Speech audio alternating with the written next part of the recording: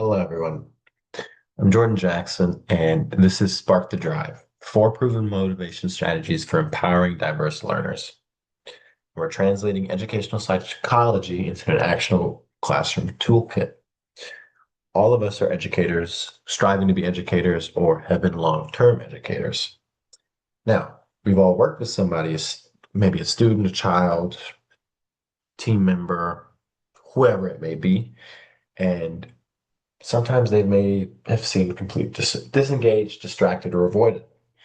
And it could have been frustrating for you because, it's easy to mistake a lack of focus or laziness or a lack of ability. But through my own tutoring experience and the research behind it, I've learned that motivation is far more complex than that. And today I want to move past the traditional carrot and stick approach and share four strategies, two straight from my own experience and two more from the course research to extend what I've learned. Now, to ground this into something real, I'm going to walk you through my work with a student that has the pseudonym of Sarah to essentially protect her confidentiality. Sorry. Sarah is 9. She's going into the fourth grade. She's creative, social, with interest in science, inventing comics, travel, singing, and dancing. Now, here's what her literacy assessment actually showed. Strong phonemic awareness and solid decoding of consonant, vowel, consonant words, but a real difficulty with advanced vowel patterns, vocabulary, and written expression. Sarah's oral reading fluency was 78 words correct per minute. She scored 22 out of 30 on a vocabulary measure, and on a writing task, she produced 35 total words with only 18 correct writing sequences, meaning writing asks her to juggle spelling, punctuation, complete sentences, and organization all at the same time. Now, here's the part that mattered most: reminding her to finish, telling her to focus, asking her to write more. None of that addressed why she was avoiding or rushing through the work. That told me this wasn't just a skill gap, it was also about how she defined success, how safe she felt taking risks while reading and writing. That's the question the next four strategies are built to answer. Strategy one: cultivating mastery goal structure. My first strategy comes directly from my own field experience. Using goal orientation theory, work by researchers like Niamiverta and colleagues, this theory looks at why students engage with academic work and what standard they use to judge their own success. Classrooms tend to fall into one of two structures. A performance goal structure emphasizes grades and outperforming others, and it tends to foster anxiety and a tendency to avoid difficult tasks just to protect one's ego.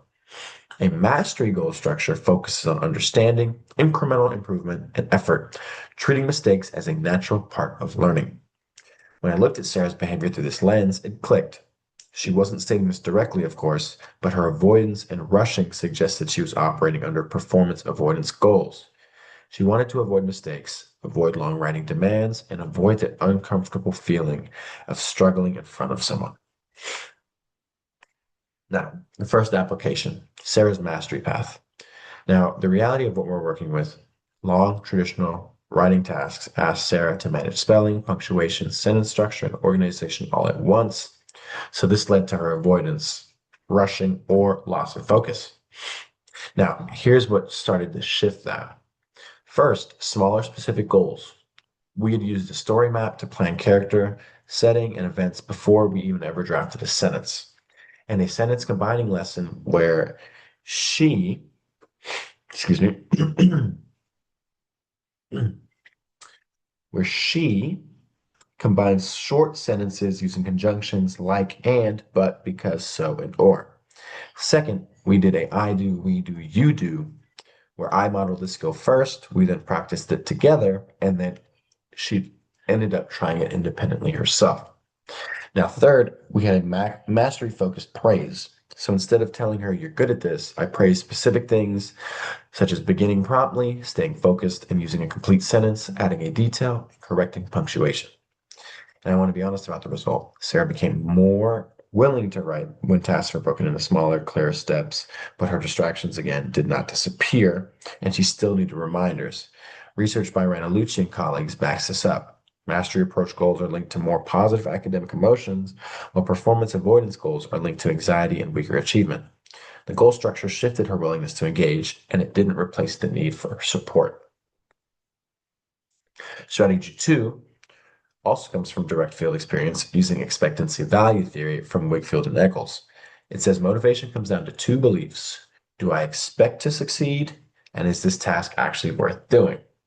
Expectancy is the I can do this belief. Value is this matters belief. And it includes interest, usefulness, and importance, but also cost.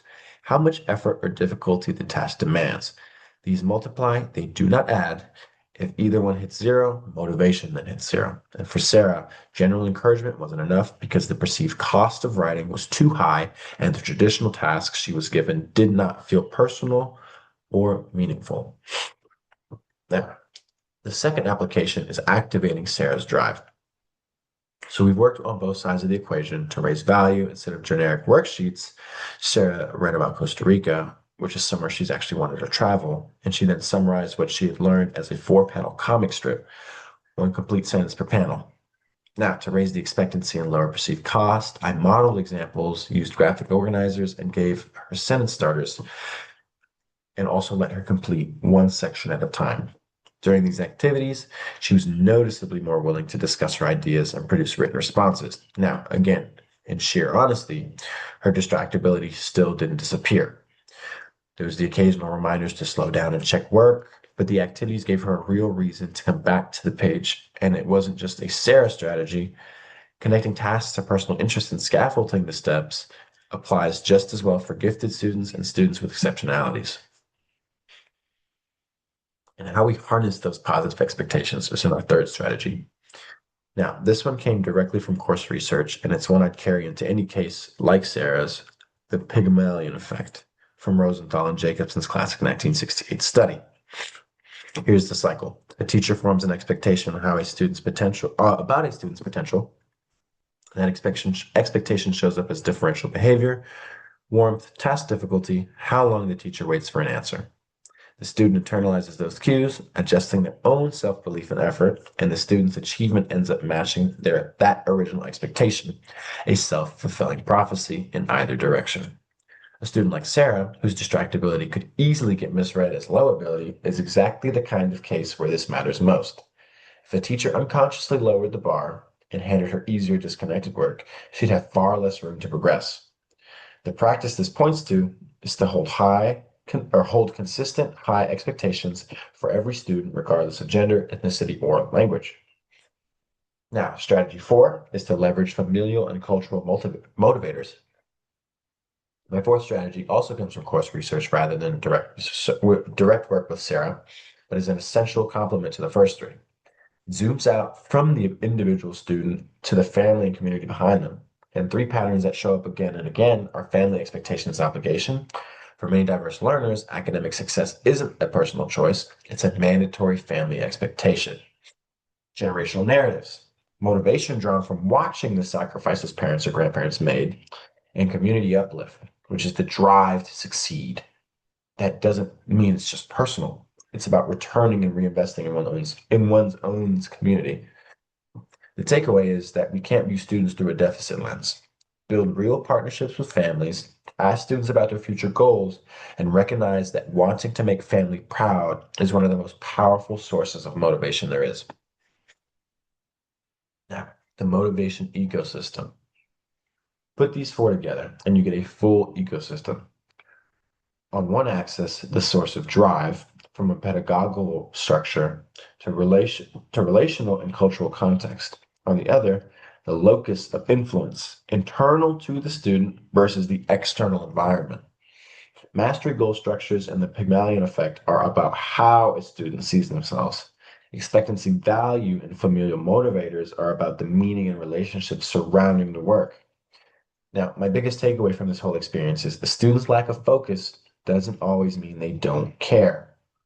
For Sarah, it was connected to the difficulty of the task, a number of skills writing required, and how she defined that success.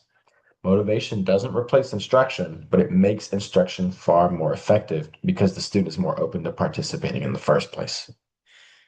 Now, As for my action plan, first you need to audit your structure. Look at your grading policy and ask whether you're rewarding competition or growth. Second is to check your expectations. Are you offering the same warmth and the same feedback to your struggling students as your high achievers? Third, tap into cultural wealth. Go find out your students' family stories, connect classroom work to their community and their future. Now, pick one. Shift your feedback from praising smartness to praising effort. Connect one hard task to something a student genuinely cares about. Because when we support both the psychological needs and the cultural identity of students, we don't just improve their grades, we help them flourish. We help them feel seen, we help them feel heard. Now, everything I've shared tonight is grounded in real research as per my reference page. I have used several of the articles that we've used throughout the course. But thank you for watching. I hope you enjoyed everything. And finally, let's go spark that drive.